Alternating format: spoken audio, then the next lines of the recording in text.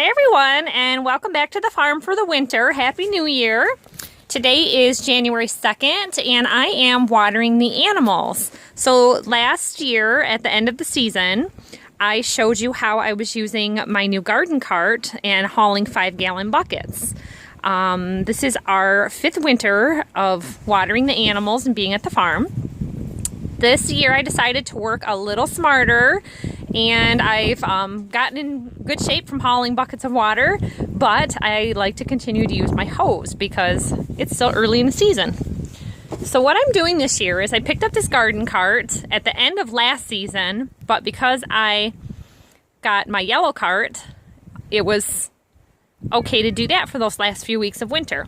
Now this is working out much easier for me. This is the back of our garage, and I can roll this hose reel right out, set it up here at the faucet, and unwind my hose.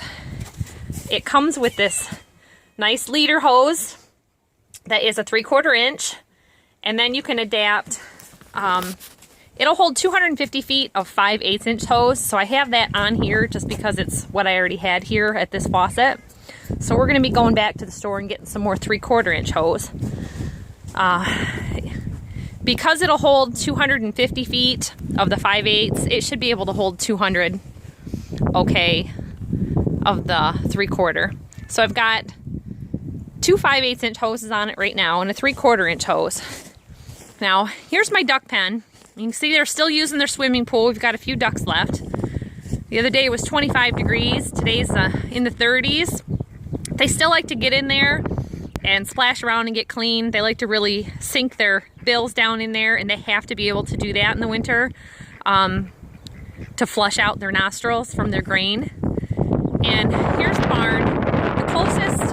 The farthest watering tank is just under 200 feet. So I need all of the 200 feet of hose to be able to leave the hose unattended.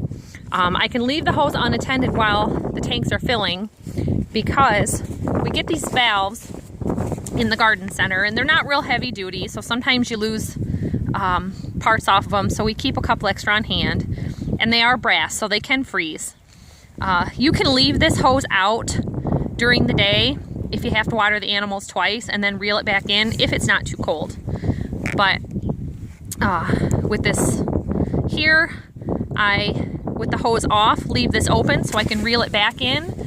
And because we're downhill, here's our septic, and it's real flat the rest of the way. So I pull the hose back here to the back of the house, leave my valve open with the faucet off at the house, and as I reel it in back onto the spool, all the water in the hose is going to drain out.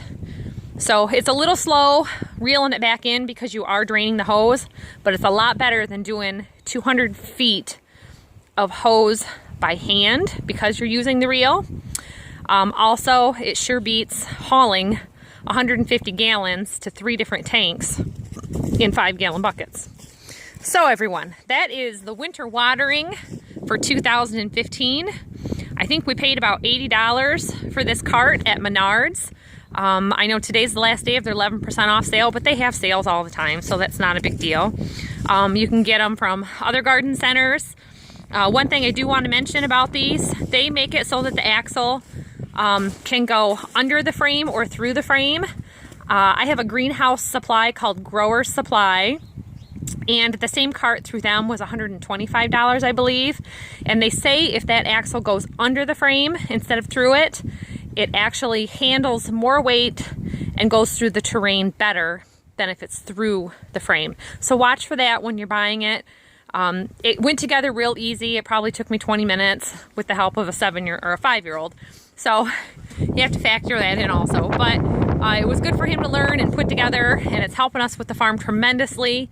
2 days from now is going to be 18 degrees, and I would not want to be splashing water on myself hauling buckets out. So I'm real glad for this.